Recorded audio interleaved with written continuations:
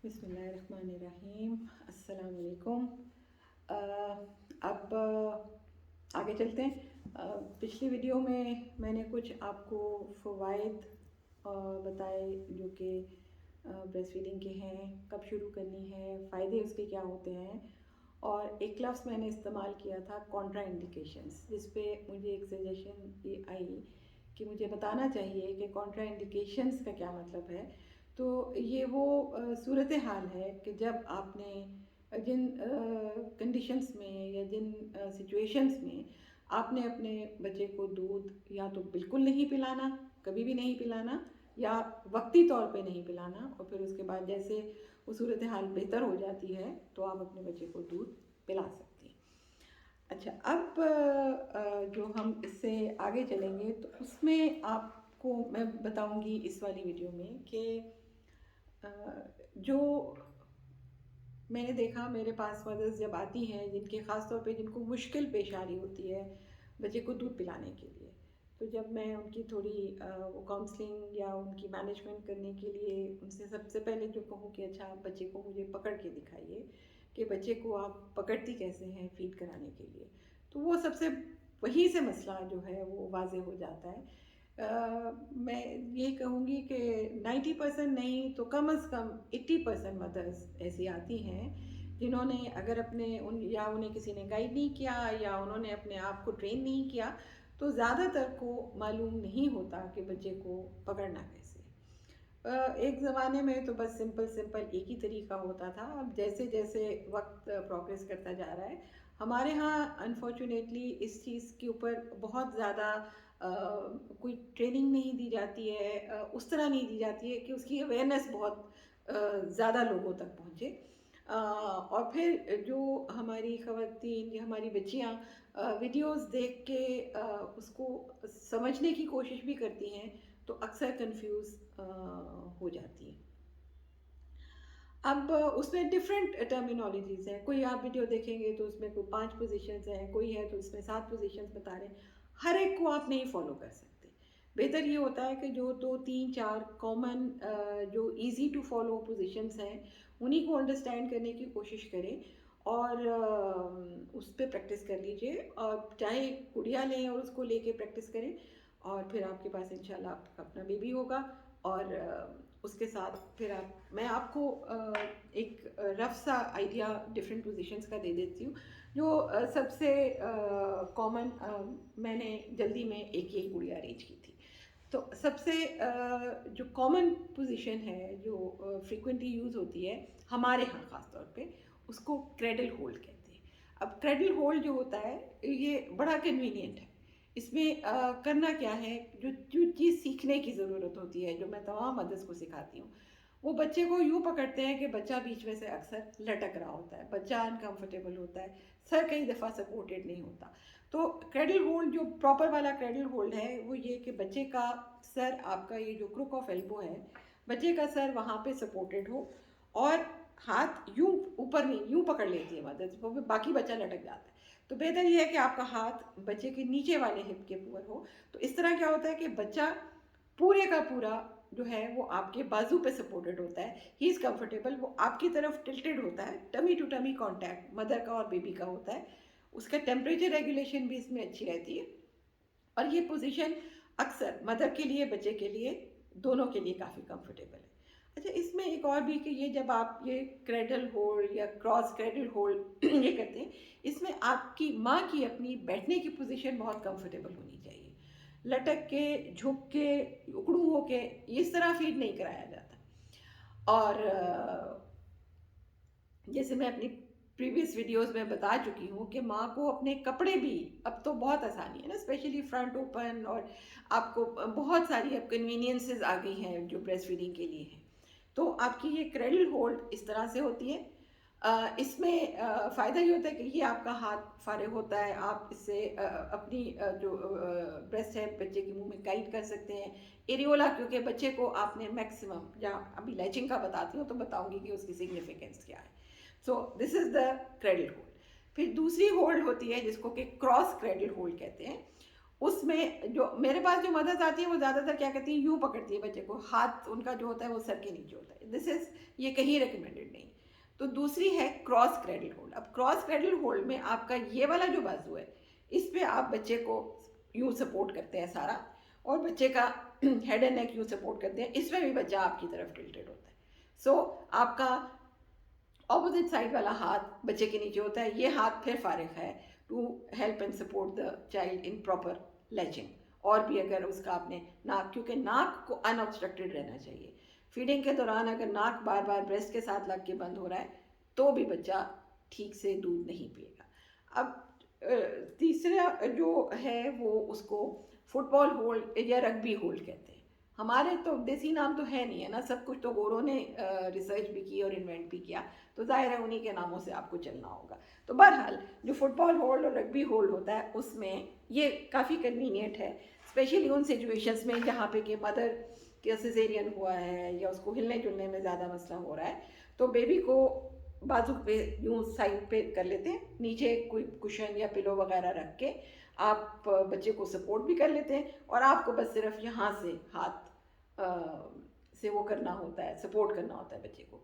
और इसमें ये डबल फुटबॉल होल्ड भी होता है, जहाँ ट्विन्स हैं तो मदर दोनों इस तरह से दोनों साइड पे बेबी को होल्ड करके तो फीड करा सकते हैं। उसके अलावा एक साइड लाइन पोजीशन भी होती है, जिसमें कि करवट पे थोड़ा सा लेट जाते हैं, पीछे पिलो से थोड़ा बैक कर लेते हैं और बच्चे को भी अपने आर्म पे सपोर्ट कर देते हैं और थोड़ा सा ऊंचा करके। और एक लेट बैक होल्ड होता है कि माँ पीछे ऐसे लेटी है, ये स्पेशली जब जैसे मैंने कहा कि सिजेरियन है और फ़ौरन शुरू कर देना है और माँ पीछे लेटी होती है और यूँ आप बच्चे को आगे से फीड कराते हैं। ये तो थी डिफरेंट जो होल्ड्स मैंने आपको बताया ना, कि एक है क्रेडल होल्ड जो काफ़ी कन्वीनियंट है, एक क्रॉस क्रेडल होल्ड है। इसमें से जो भी पोजीशन, इनको आप बेशक बार बार इनकी वीडियोस आप उस पर नेट पे खोल के देख लीजिए और उसको प्रैक्टिस कीजिए, तो आप अपनी कन्वीनियंस की पोजीशन अपने हिसाब से ढूंढ लेंगी कि किस में आप सबसे ज़्यादा खुद कन्वीनियंट फील करती हैं। बेहतर ये होता है कि एक साइड का आपका एक हाथ से बच्चे को सपोर्ट करें, दूसरा हाथ आपका आपकी जो ब्रेस्ट और एरियोला बच्चे के मुंह में गाइड करने के लिए फारिग हो और उसके नाक को क्लियर रखने के लिए आप इस्तेमाल करेंगे। ठीक है, तो just to go through it again, एक क्रेडल होल्ड है, एक क्रॉस क्रेडल होल्ड है, एक फुटबॉल होल्ड है या रग्बी होल्ड कहते हैं जिसमें साइड से बच्चे को आप आगे लेके आते हैं, एक लेट बैक होल्ड है जहाँ आप सामने से बच्चे को फीड कराते हैं, और एक में है जिसमें कि आप लेट के। आप जब नेट खोलेंगे तो उसमें और भी बहुत सारी आपको कंफ्यूजिंग पोजीशंस मिल रही होंगी। बेहतर ये होगा कि अपने आप को इन 4-5 में ही अच्छी तरह से ट्रेन कर लीजिए और अपने आप को मतलब ट्रेन कर ले, ताकि आपको बाद में कम से कम ये ना कन्फ्यूजन हो रहा हो कि बच्चे को पकड़ना कैसे।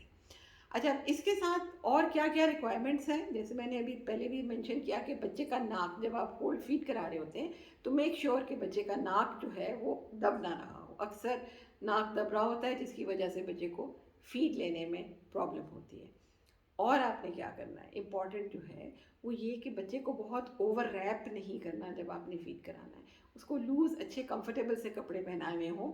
बहुत ज़्यादा कपड़े पहनाएंगे तो वो भी बच्चे फंसी हो जाते हैं, फंसी बच्चे भी फिर ठीक तरह से दूध नहीं पीते हैं। कई दफ़ा होता है ना, अनकंफर्टेबल है, बच्चा रोए जा रहा है, माँ, और अक्सर फिर सबका ख्याल ये होता है कि इसको भूख लगी है, माँ का दूध आ नहीं रहा, और उसको फीडर पकड़ा देते हैं। ये बात नहीं होती। आप ये देखिए बच्चा किसी और वजह से अनकंफर्टेबल तो नहीं है, और ज़्यादातर ये होता है कि वो बच्चे को बहुत ज़्यादा रैप किया हुआ होता है, अनकंफर्टेबल हो रहा होता है, उसको ब्लैंकेट भी लपेट देंगे, उसको बेबी बैग में भी डाल देंगे और फिर फीड कराने की कोशिश करेंगे। ये नहीं करना। पोजीशन बच्चे की, उसकी क्लोथिंग, उसकी लेयरिंग कंफर्टेबल होनी चाहिए ताकि वो सुकून से पिए, और बहुत ज़्यादा ओवर एक्ट नहीं करना। बहुत वार्म हो तो होता ही है कि बच्चा थोड़ा सा दूध पीता है, वार्म होती है और वो सो जाता है, फिर थोड़ा सा फिर कहीं जागेगा फिर पिएगा, तो वो बच्चे के लिए और माँ के लिए दोनों के लिए अनकंफर्टेबल होने लग जाता है। अच्छा जी, अब ये तो थी कि पोजीशंस आपने बच्चे की क्या क्या, कौन कौन सी पोजीशंस हैं जिसमें कि आप लैक्टेशन कर सकते हैं। अब इसके बाद जो क्वेश्चन बहुत फ्रीक्वेंटली होता है कि मदर्स पूछती हैं कि हमें दूध पिलाना कितनी देर के लिए, सक्सेसफुल लैक्टेशन के लिए कितनी देर हमें दूध पिलाना है। एक तो ये याद रखिए, वो जैसे पहले भी बार बार बताती हूँ कि बच्चे का पेट बहुत छोटा सा होता है, जल्दी भर जाता है, कई बच्चे जल्दी छोड़ देते हैं, कई बच्चे देर तक शकल करते रहते हैं। हर बच्चा अपनी एक रूटीन इस्टेब्लिश आहिस्ता आहिस्ता कर लेता है। तो आपकी कोशिश ये होनी चाहिए कि शुरू में बच्चे ज़रा ज़ाहिर है थक जाते हैं ना। ब्रेस्ट, याद रखिए, ब्रेस्ट मिल्क शकल करने के लिए बच्चे को काफ़ी ज़ोर लगाना पड़ता है, तो वो थक भी जाते हैं। तो आपने उसमें उसको सपोर्ट करना है, कंफर्टेबल रखना है, ताकि वो ज़्यादा देर तक शकल करे। ज़्यादा देर तक शकल करने का फ़ायदा ये होता है कि जो बच्चे ज़्यादा देर तक दोनों साइड्स पे बारी बारी शकल करते हैं, उसमें फिर ये होता है, दो तरह के होते हैं ना, एक फोर मिल्क होता है जो शुरू शुरू में आता है, और एक हाइंड मिल्क होता है जो कि बाद में आता है। वो फैट रिच होता है ज़्यादा, और उस बच्चे की उससे उसका पेट ज़्यादा अच्छा भरता है, वो ज़्यादा देर तक फिर कंफर्टेबल रहता है। कितनी देर आपको करवाना चाहिए, जो रिकमेंडेड है वो यही है कि 10 से 15 मिनट एक साइड, 10 से 15 मिनट दूसरी साइड। और इम्पॉर्टेंट ये है कि दोनों साइड से पिलाना है, ये नहीं करना कि एक साइड से पिला के छोड़ दिया। अब इसकी वजह क्या है? अगर आप सिर्फ एक ही साइड से पिलाते रहेंगे तो कई बच्चे हैं वो अपनी ब्रेस्ट प्रेफरेंस डेवलप कर लेते हैं, एक साइड से पिएंगे, दूसरी साइड से पिएंगे ही नहीं। उसका नुकसान क्या होता है? आपके ब्रेस्ट साइज फ़र्क होने, उसमें फ़र्क आना शुरू हो जाएगा, एक साइड पे इंगॉजमेंट ज़्यादा होने लगेगा, आपके लिए अनकंफर्टेबल हो जाएगा। लेकिन पिलाना अपने दोनों तरफ से है, और 10 से 15 मिनट कम अज़ कम एक तरफ से, 10 से 15 मिनट आपने दूसरी तरफ से पिलाना है। जैसे जैसे बच्चे बड़े होते हैं, शुरू में बच्चे शायद ज़रा देर तक, उनको अपनी रिक्वायर्ड क्वांटिटी लेने के लिए ज़ोर भी लगाना है, थोड़ी देर तक पिएंगे। और फिर जैसे बच्चे बड़े हो जाते हैं, उनकी शकल स्ट्रांग होती है, तो वो थोड़ी देर भी शकल करके अपनी रिक्वायर्ड क्वांटिटी ले लेते हैं, और ज़रा जल्दी भी छोड़ देते हैं। तो उससे आपने घबराना नहीं। जैसे मैंने बताया कि कोशिश आपकी ये होनी चाहिए कि शुरू में, जब आप अभी इनिशियली इस्टेब्लिश हो रही होती है, और कई माओं को ये होता है कि वो थोड़ी थोड़ी देर पी के छोड़ देता है, तो कोई बात नहीं, अभी वो भी सेटल हो रहा है, आप भी सेटल हो रही हैं, आहिस्ता आहिस्ता वो रूटीन इस्टेब्लिश हो जाती है, और आपने अपनी ड्यूरेशन जो है वो बच्चे के साथ सेट करनी होती है। अब लॉन्गर ड्यूरेशन रिकमेंडेड है, जैसे मैंने बताया ना, क्योंकि हाइंड मिल्क बच्चे के लिए ज़्यादा कैलोरी रिच भी होता है। एक चीज़ जो प्रॉब्लम हो जाती है कि शुरू में जब नहीं, अभी लैक्टेशन इस्टेब्लिश नहीं हो रही होती है, ब्रेस्ट मिल्क अच्छे से नहीं आ रहा, तो वो ज़ाहिर है कोशिश तो हो रही होती है, बच्चा शकल भी कर रहा होता है, कुछ मिल्क आ भी रहा होता है, लेकिन अगर वो दूध पिलाए ना, तो माँ को इंगॉजमेंट्स होने लग जाती है। ये भी एक फैक्टर होता है, जो बहुत इंगॉज ब्रेस्ट होती हैं उससे भी बच्चे को दूध पीने में मुश्किल होती है। तो अगर ऐसे हो तो आप हाथ से थोड़ा पहले एक्सप्रेस करके सॉफ्ट कर लें, और उसके बाद बच्चे को अपने साथ लगाइए। अब जैसे वो पहले भी मैंने पहले बताया कि माँओं को कैसे वो होता है कि हमें कैसे पता चलेगा कि बच्चे ने दूध पी लिया, तो मैंने बताया था जैसे पहले भी कि डायपर्स कितने 24 घंटे में वो कर रहे हैं, रेट ऑफ वेट गेन कितना है, और फिर तीसरी चीज़ ये है कि अपनी माँ अपने आप से खुद को, अपने आप को कितना वो लाइट फील करती है, उनकी ब्रेस्ट कितनी लाइट हो जाती है फीड कराने के बाद, तो उससे एक इंडिकेशन होती है कि बच्चे ने अच्छा पेट भर के दूध पिया है कि नहीं पिया। अब एक जो हमारे, स्पेशली हमारे सेटअप में, कि माँ हाँ जी दूध पिला रही है, इसमें दो मसाइल शुरू हो जाते हैं। एक तो बहुत ज़्यादा डाइटरी रिस्ट्रिक्शंस लगा देते हैं, बच्चा माँ दूध पिला रही है, तो माँ को ये भी नहीं खाना, ये भी नहीं खाना, ये भी नहीं खाना, पानी भी नहीं पीना। माँ के लिए कोई सज़ा तो नहीं है कि वो दूध पिला रही है। और मैं अभी आगे आके आप बताऊंगी कि कौन सी चीज़ें हैं जो नहीं खानी, जिनका मसला हो सकता है। उसके अलावा हर चीज़ खा सकते हैं। आखिर 2 साल दूध पिलाना है, रिकमेंडेड तो यही है ना, कि कुरान पाक में भी है कि 2 साल आपने कम से कम अपने बच्चे को दूध पिलाना है। तो 2 साल आप इतनी सारी चीज़ों से परहेज तो नहीं करेंगी। और शुरू के क्या है कि 40 डेज़, शुरू के जो इनिशियल 40 डेज़ है, उसमें जितनी चीज़ों की आप, जितने खाने पीने की चीज़ों की आप बच्चे को आदत डाल लेते हैं, याद रखिए, एक तो ये कि वैरायटी ऑफ फूड से मिल्क के फ्लेवर्स चेंज होते हैं। वो जितनी चीज़ें आप खाते हैं, वो मिल्क उतने फ्लेवर्स चेंज होके बच्चे को जाते हैं, और ऐसे बच्चों में वीनिंग भी रिलेटिवली आसान होती है। और दूसरा ये होता है कि माँ भी डिप्राइव नहीं रहती है। अब कितनी कैलोरीज एक अच्छी एक्टिवली लैक्टेटिंग मदर जो है वो कितनी कैलोरीज 24 घंटे में बर्न करती है। वो तो कुछ लोग तो बहुत ही होता है ना कि हाँ जी 1 घंटे की लैक्टेशन से कितनी बर्न, उस डिटेल में जाने की ज़रूरत नहीं है।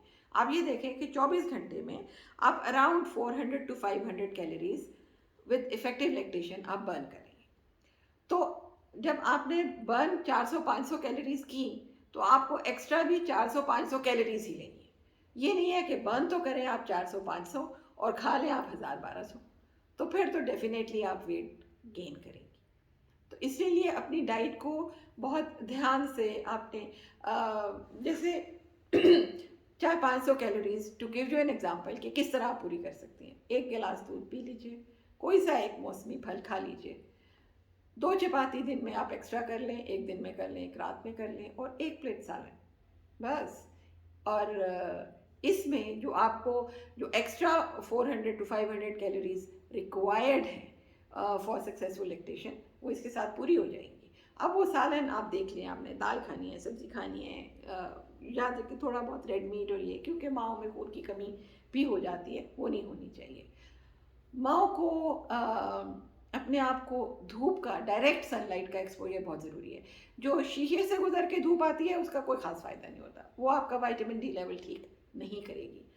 इसीलिए जो एक्सक्लूसिवली ब्रेस्ट फेड बच्चे हैं उनमें फिर हमें विटामिन डी सप्लीमेंटेशन करनी पड़ती है, क्योंकि हमारे यहाँ आजकल धूप में बैठने का रवाज ख़त्म होता जा रहा है। तो direct sunlight, skin direct contact के साथ माँ में भी विटामिन डी लेवल को कुछ बेहतर कर देती है। डाइट भी आपको अपने साथ ठीक रखनी होती है। तो अगर माँ का विटामिन डी लेवल ठीक है तो फिर बच्चे का भी ठीक रहेगा, नहीं तो दोनों में सप्लीमेंटेशन की आपको ज़रूरत पड़ेगी। अच्छा, और आपने रखना अपना ये है कि आपने 1800 to 2000 कैलोरीज, इसमें ये कि आपकी लैक्टेशन 24 घंटे में आपको 1800 to 2000 कैलोरीज लेनी है। वो अब आप जो कुछ खा भी रही हैं उसके हिसाब से अपना कैलोरी चार्ट बना लीजिए। इसमें यह है कि आपकी लैक्टेशन भी सक्सेसफुल रहेगी और आप वेट भी अननेसेसरीली वेट गेन भी नहीं करेंगी। जैसे मैंने पहले जिक्र किया था, पानी बंद कर देती है माँ। अक्सर जो हमारी बुज़ुर्ग ख़वातीन हैं वो ये कि जी, और हमारे कुछ इलाकों में भी ये बहुत कॉन्सेप्ट प्रिवेल करता है कि पानी पीने से पेट बड़ा हो जाएगा, ऑपरेशन हुआ है पेट बड़ा हो जाएगा। ऐसा कुछ नहीं होता। पानी ज़रूर पिलाएं, क्योंकि माँ पानी नहीं पिएगी तो दूध भी नहीं बनेगा। तो जो सक्सेसफुल लैक्टेशन के लिए कम अज़ कम 3 से 4 लीटर पानी माँ को पीना है। रूम टेम्परेचर पे नॉर्मल पानी पिए। पानी पीने से मत रोकें। फीड करा रही हैं उस दौरान पानी पी लें, आगे पीछे पीती रहें, और अपना एक रिकॉर्ड ज़रूर रखिए कि आप एडिक्वेट पानी पी रही हैं कि नहीं। ठीक। और बच्चे को सूदर्स नहीं देने, उसकी वजह मैं आपको बताती हूँ होता क्या है। जब आप सूदर्स बच्चे को देते हैं तो सूदर्स का मतलब क्या होता है, बच्चा सूदर पे चूसता रहता है, तो वो तो थक जाता है उसी को सूदर को चूस चूस के, तो वो फिर एफर्ट क्यों करेगा माँ का दूध पीने के लिए। तो ये याद रखिए कि सूदर्स का एक तो उसका नुकसान इन्फेक्शंस का है, उसके अलावा जो एक बड़ा नुकसान है वो ये कि वो थक जाएगा बच्चा सूदर के ऊपर ही, तो वो फिर आपकी फीड नहीं लेगा। अब फ्रीक्वेंसी क्या होनी चाहिए ब्रेस्ट, कितनी देर के बाद। जैसे डिमांड फीडिंग होती है, ऑन डिमांड फीडिंग है, जब बच्चा आपका मांगेगा। स्पेशली शुरू के कुछ महीनों में तो यही है कि जब बच्चे ने दूध मांगा आपने उसको दूध देना है और ये फिर बच्चे की एज और उसके डिज़ायर के हिसाब से भी उसकी फ्रीक्वेंसी वेरी करती रहती है। आपको उसमें कॉन्शियस रहना है कि बच्चा अगर आपको अपने हंगर क्यूज दे रहा है, रो रहा है, मुंह इधर मार रहा है, ढूंढ रहा है, तो आप फिर उसको जैसे ही वो डिमांड करता है उसको फीड करा दें। अगर गुस्से में आ जाए, और याद रखिए नौज़ायदा बच्चे भी गुस्से में आ जाते हैं, ज़्यादा गुस्से में आ जाएगा तो फिर दूध पीने में भी आपको तंग करेगा। अब एक और बहुत important aspect of breast feeding के बारे में आपको बताना चाहूँगी, वो है एक्सप्रेस ब्रेस्ट मिल्क। देखिए कितना इम्पोर्टेंट कॉन्सेप्ट है कि अब जैसे वेस्ट में तो उन्होंने उसके बाकायदा बैंक्स बना दिए, मिल्क बैंक्स बना दिए। लोग साल साल के लिए भी अपना मिल्क फ्रीज कर लेते हैं।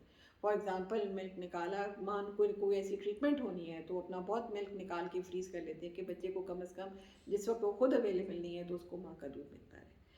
तो आप मिल्क अपना एक्सप्रेस करके, आपको कहीं ट्रेवल करना है, अक्सर वो ये देते हैं कि जी एक फीडर तो हम देते हैं, बच्चा बाद में नहीं पीता। ऐसी कोई बात नहीं है। आप बच्चा जब आपका साल का है, आप उसको ग्लास से पिलाना शुरू कर देना। फीडर देना ज़रूरी बिल्कुल भी ज़रूरी नहीं है। This is just a lame excuse.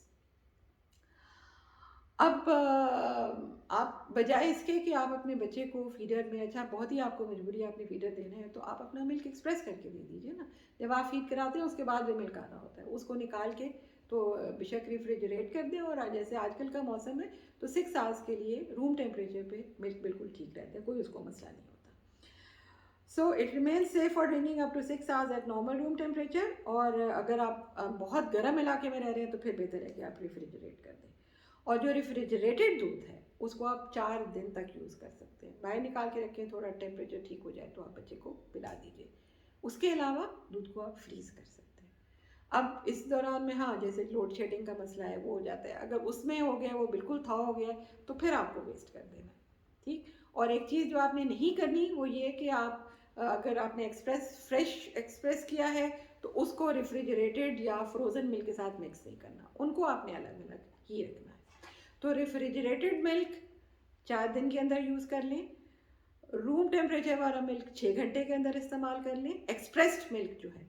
और फ्रोज़न मिल्क आप 6 महीने से 1 साल तक का पीरियड है जिस दौरान में आप उनको रीयूज़ कर सकते हैं। ठीक हो गया जी। आई होप कि ये इसमें आपकी बहुत सारी क्वेरीज आंसर हो गई होंगी। अब क्या चीज़ें हैं जो कि माँ ने नहीं खानी फीड कराते हुए, जो नहीं। अब आई डोंट नो, हमारे यहाँ तो वो नहीं है, लेकिन रिकमेंडेड ये है कि फ़िश जिसका बहुत हाई मर्करी कंटेंट होता है, वो एक लिस्ट दी हुई थी। मुझे बहुत फेमिलियर नहीं थे नाम उन फ़िश के, तो इसलिए जो मदर्स जिनको फ़िश खाने का बहुत शौक़ है वो इस चीज़ के बारे में थोड़ी सी रिसर्च ज़रूर कर लें। It's not recommended. Alcohol consumption, अगर कोई मदर्स, हमारे सेटअप में भी अल्कोहल कंजम्पशन फीमेल्स में भी है, तो अगर अल्कोहल कंजम्पशन इतनी मजबूरी है तो आई थिंक उसकी रिस्ट्रिक्शन है कि आप 1 ग्लास से ज़्यादा ड्यूरिंग ब्रेस्ट फीडिंग नहीं पी सकते। वैसे बेहतर ये है कि आप बिल्कुल मत पिए। फिर इंक्रीज कैफीन इंटेक, जिस चीज़ में कैफीन है, अगर आपकी कैफीन इंटेक बहुत ज़्यादा है तो it is going to increase irritability and is going to cause sleep problems in children. तो आप की जो कैफीन इंटेक है, it should not be more than 300 milligrams in 24 hours. अब 300 milligrams, to give you an example, कि ये 2 से 3 cup coffee जो है, this is going to come up to 300 milligrams in 24 hours. और बहुत ज़्यादा ये जो हाईली प्रोसेस्ड फूड्स होती हैं, बेकरी आइटम्स हैं जिनमें बहुत ज़्यादा इनके फैट कंटेंट्स बहुत ज़्यादा हैं, फिर ये जो फास्ट फूड्स हैं, इनको आपने अवॉइड करना है। बहुत ज़्यादा स्ट्रॉन्गली फ्लेवर्ड फूड्स, इसमें ख़ासतौर पे हाई अनियन इंटेक को रिकमेंड नहीं किया जाता। हाई अनियन इंटेक के साथ मदर के मिल्क का फ्लेवर बच्चे के लिए अनडिज़ायरेबल हो जाता है। और कुछ बच्चों में अब ये काउ मिल्क और सोया प्रोडक्ट्स अगर मदर ज़्यादा यूज़ कर रही है तो उसके साथ प्रॉब्लम्स हो जाती हैं उन बच्चों में जिनमें कि काउ मिल्क प्रोटीन इंटॉलरेंस है। अब आपको कैसे अंदाज़ा होगा कि जी बच्चा जो है वो माँ की खाने पीने से उसको कोई प्रॉब्लम हो रही है। तो साइंस जबकि मदर की डाइट बच्चे को अफेक्ट कर रही है, वो कई बच्चों में एक्जिमा शुरू हो जाते हैं। कोई बच्चे हैं जिनमें for no reason at all उनके स्टूल में ब्लड आ सकता है। उसकी खैर एक वजह ये भी होती है कि सोर निपल्स अगर हो गए हैं, खैर ब्लड नहीं उसमें आएगा, उसमें कई दफ़ा वो डार्क कलर्ड स्टूल ज़्यादा आने लग जाएंगे। बच्चे वॉमिटिंग, अनएक्सप्लेन्ड वॉमिटिंग और डायरिया होने लग जाता है। कई बच्चों में कॉन्स्टिपेशन हो जाती है, वीजिंग होने लग जाती है। बहरहाल बहुत ज़्यादा गैसेस, एक्सेसिव गैसेस होने लग जाती हैं। तो बच्चा अगर किसी अनएक्सप्लेन्ड, कोई इन्फेक्शन नहीं, कुछ नहीं हुआ, लेकिन इस किस्म के मसाइल हो रहे हैं और मदर उन चीज़ों में से जो कि मैंने पहले मेंशन की, उनमें से कोई चीज़ें ज़्यादा इस्तेमाल कर रही हैं, तो फिर चांसेस ये हैं कि मदर की डाइटरी इंटेक की वजह से बच्चे में प्रॉब्लम आ रही है। वो बहरहाल उसके लिए आपको फिर सारी डिटेल हिस्ट्री में जाना पड़ता है। लेकिन आई होप कि इनसे मदर्स की काफ़ी हद तक वो क्वेरीज हल हो जाएंगी। 2-3 दफ़ा देखिए, बेशक इनको बार बार देखिए। अगर आपको इसके अलावा कोई इन्फॉर्मेशन लेनी है तो you can always ask. Thank you. अस्सलाम वालेकुम।